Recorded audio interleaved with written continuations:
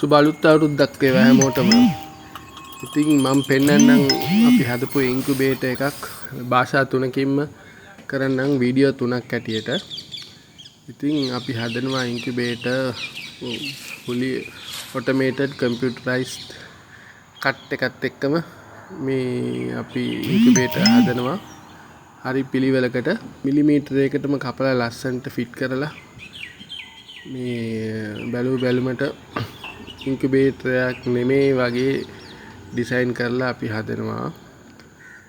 ඉතින් හැම එකම පර්ෆෙක්ට් ෆිට වෙන විදිහට ප්ලෑන් කරලා අපි හදන්නේ. ඉතින් බලන්න අපි හදන විදිහ සහ මේ අපි තියෙන ෆැසිලිටිස් ටික මොන වගේද කියලා ඔයගලන්ට මේක මගේ වීඩියෝ වලින් බලා ගන්න පුළුවන්. ඉතින් මේ උඩ කොටස තියෙන්නේ හැචින් වලට, පහළ කොටස තියෙන්නේ සෙට වලට. බිත්තර රක්කන්නේ පල්ලෙහා, බිත්තර තියන්නේ පල්ලෙහා. බිත්තර මේ හැච් වෙන්නේ උඩ. මේක ඇතුලේ කැමරා එකකුත් තියෙනවා කස්ටමර්ට බලා ගන්න. ඉතින් මේ ඉන්කියුබේටර් එක අපි හැදුවේ පිට රටේ ඉන්න එක්කෙනෙකුට. ඉතින් එයාට කැමරා දෙකක් තියෙනවා මේ ඉන්කියුබේටර් එක බලලා එයාට මොන හරි දෙයක් තියෙනවා නම් ෆාම් එකේ කට්ටියට කියන්න ඇඩ්වයිස් කරන්න පුළුවන් විදිහට තමයි මේක හදලා තියෙන්නේ. ඉතින් මේකේ බිත්තර 350 ගණක් තියන්න පුළුවන් පල්ලෙහා. තාර බිත්තර තියන්නත් පුළුවන්, කුකුල් බිත්තර තියන්නත් පුළුවන්, ලොකු බිත්තර සහ පොඩි බිත්තර තියන්න පුළුවන් විදිහට රැක්ස් හදලා තියෙන්නේ. ඔයාලන්ට ඕන වෙලාවට බිත්තර තියෙන විදිහට රැක්ස් මාරු කරගන්නත් පුළුවන්. ඉතින් මේකේ කන්ට්‍රෝලර්ස් 4ක් තියෙනවා. මොකද මේක අපි ඩිලිවර් කරේ සූර්ය වැවට ගොඩක් දුර. ඉතින් හදිසියක් හරි මොකක් හරි ප්‍රශ්නයක් වුණොත් ඒක රිපෙයාර් කරන්න හරි රිප්ලේස් කරන්න හරි ආයෙ පාරක් ස්පෙයාර්ස් අරගෙන එහි ගිහිල්ලා හදන්න දවස් ගාණක් යනවා. දවසක් දෙකක් පාරක් වුණොත් හරි යාගේ බිත්තර ටික ඔක්කොම වටිනා බිත්තර ටික නරක් වෙලා යනවා. ඉතින් ඒ හින්දා ඒ ප්‍රශ්නේ නවත්තන්න අපි දාලා තියෙනවා අමතර කන්ට්‍රෝලර්ස් දෙකකුත් සයිඩ් එකේ. යාලට ඕන විදිහට ස්විච් කරගන්න පුළුවන් මෙතනින්. ඉතින් ඒකේ තියෙන ප්‍රයිමරි සහ සෙකන්ඩරි කියලා කන්ට්‍රෝලර් සෙට් එකක්. ප්‍රයිමරි එක හැම වෙලෙම දුවනවා. ඉන්කියුබේටරේ ප්‍රශ්නයක් තිබ්බොත් සෙකන්ඩරි ලයින් එකකින් දුවා ගන්න පුළුවන් ඒක රිපෙයාර් කරගන්නකම්. ඉතින් වයරින් හැම සියලු දේම ටේප් කරලා නැහැ. හැම එකම පාස්සලා හීට් ශ්‍රින්ක් කරලා ක්ලිප් කරලා ඒ වගේ තමයි හයි කරලා තියෙන්නේ. ෂෝට් වෙන්නේ නැහැ, උණු වෙන්නේ නැහැ, මොකුත් වෙන්නේ නැහැ. හොඳම වයර් වලින් තමයි වයර් කරලා තියෙන්නේ. ප්ලග් ඉඳලාම හැම එකම හොඳ ඒවා දාලා තියෙන්නේ ෆියුස් ඒවා. ඉතින් මේ අපේම ඩිසයින් එක හැම වෙලෙම පැටව බලන එක තමයි ගොඩක් අවුට්පුට් එක ආස. ඒ හින්දා මේ පැටව හැච් වෙන කෑල්ල අපි උඩට දාලා තියෙන ගොඩක් කට්ටියගේ පල්ලෙහා තට්ටුවක තියෙන්නේ. අපි හදලා තියෙන්නේ උඩ යට මාරු කරලා. ඉතින් ගෙදරක වුණත් තියාගන්න පුළුවන්. ෆ්‍රිජ් එකක් වගේ ලස්සනට ඩිස්ප්ලේ එකක් විදිහට තියාගන්නත් පුළුවන්. ඒ විදිහ තමයි මේක වැඩ කරන්නේ. ඉතින් මේ හදපු ඉන්කියුබේටර් එක එකපාරක් ෆිට කරාන් පස්සේ ආයෙ ගලවන්න බෑ. ෆිට කරා ඒක ලයිෆ් ලොන්ග් තියෙනවා. මේක වතුරට ඔරොත්තු දෙන බෝඩ් එකකින් හදලා තියෙන්නේ. හොදන්නත් පුළුවන්. වතුර දැම්මා පෙඟුණා කියලා මුකුත්ම වෙන්නේ නැහැ. ඒ විදිහට තමයි හදලා තියෙන්නේ. මොකද මේක ඩියුරබිලිටි එක ගොඩක් වැදගත්. රෑටේම බලනකොට හරිම ලස්සනයි මේ හදලා තියෙන ලයිට් පත් වෙනකොට අපේ ලෝගෝ එකත් එක්ක.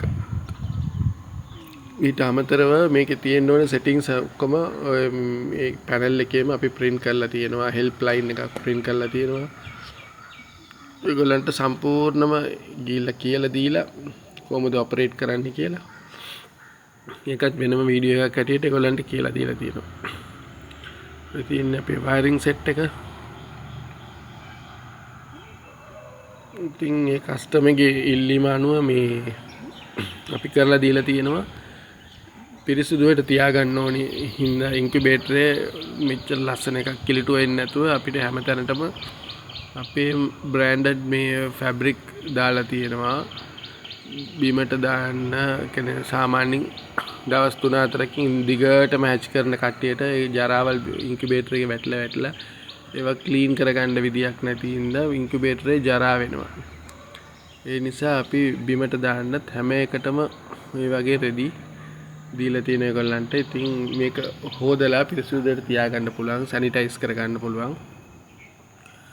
මම ඒගොල්ලන්ට කියලා දීලා තියෙන්නේ සාමාන්‍ය මාස 2-3 සැරයක් සම්පූර්ණයෙන්ම හොදලා සැනිටයිස් කරලා පිරිසිදුවට තියාගන්න කියලා.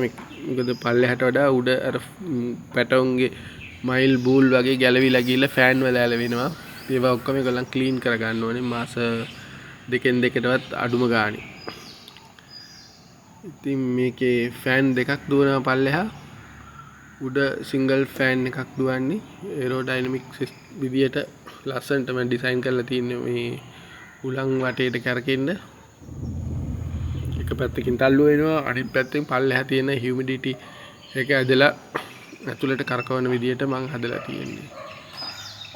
ඉතින් අපි ගිහිල්ලා ෆාම් එකකට ටෙස්ට් කරලා බැලුවා මේ ටික වැඩ කරනවාද කියලා. ඒගොල්ලන් එකතු වෙලා බිත්තර ටික තියලා හැමදේම පැහැදිලිවම කියලා දීලා තමයි ආවේ. ඉතින් ඒකත් එක්කම අපි දිගට මේගොල්ලන්ට ඇසිස් කරනවා, ප්‍රශ්න තියෙන වෙලාවට, ගැටලු තියෙන වෙලාව හැම වෙලාවම අපි කියලා දෙනවා. මොකද නිතරම ෆාම් එකේ වැඩ කරන කට්ටිය මාරු වෙන නිසා. ඉතින් ඒ අයිති එක්කෙනාටත් වෙනම වීඩියෝ එකක් තියෙනවා. මොකක් හරි දෙයක් වුණොත් ඒ වීඩියෝ එක රෙෆර් කරලා ඒක බලා ගන්න පුළුවන් හැකියාවක් තියෙනවා කොහොමද මේක කරන්නේ කියලා. මේකේ වතුර වෙනම දාන්න එළිය ටැංක් එකක් තියෙනවා. ඉතින් මේ ඔටෝ ෆීඩ් විදියට මේක හදලා තියෙන ඉඳ වතුර එක හැච් එකට එකපාරක් වතුර දැම්මන් පස්සේ ආයෙ පාරක් වතුර දාන්න ඕනේ නේ. මේ දවස් 21කටම එකපාරයි වතුර දාන්න ඕනේ. ඒක ඔටෝමැටික් ෆිල් වෙනවා. ඒ විදියට තමයි හදලා තියෙන්නේ. ඉතින් මේක වැඩ අඩුයි. මේක පිටතර තිබ්බන් පස්සේ අමතක කරලා දාන්න තියෙන්නේ. මේක ඇවිල්ලා මුකුත් කරන්න දේවල් නැහැ. ඉතින් මම හැම වෙලේම රෙකමෙන්ඩ් කරන්නේ මේ ඉන්කියුබේටර් එකක් හැම වෙලේම කාමරයක් ඇතුලේ තියන්න කියලා. ඒ කියන්නේ අවුවට එක්ස්පෝස් වෙන්න තියන්නේ නැතුව ඇතුලක තියෙන තරමට තමයි වටින්නේ. ඒත් මේ ෆාම් එකේ එහෙම තැනක් නැති හින්දා දැනට ඒගොල්ලන් එළියේ තමයි තියලා තියෙන්නේ. පස්සේ ඒගොල්ලන් ඒක වහ ගන්නවා කියලා තියෙනවා. හැම වෙලේම ඉන්කියුබේටර් එක රූම් ටෙම්පරේචර් එකේ තමයි මේන්ටේන් කරන්න ඕනේ. අපේ channel එක follow කරන්න, subscribe කරන්න, bell icon එක press කරලා තියාගන්න. Bye bye.